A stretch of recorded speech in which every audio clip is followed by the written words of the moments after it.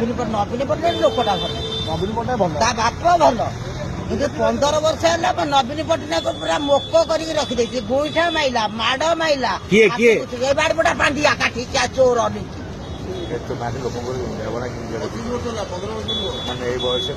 ନାଇଁ ସିଏ 15 ବର୍ଷ ହେଲା ଆସିଲା, ପାଣ୍ଡିଆ ହେଲା 15 ବର୍ଷ ହେଲା।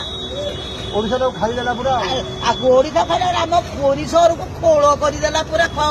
ଏ କୋଇଲା ଖଣି ଟଙ୍କା ସବୁ କଣ କଲା ବାଡିପୁଡା ନେଇକି।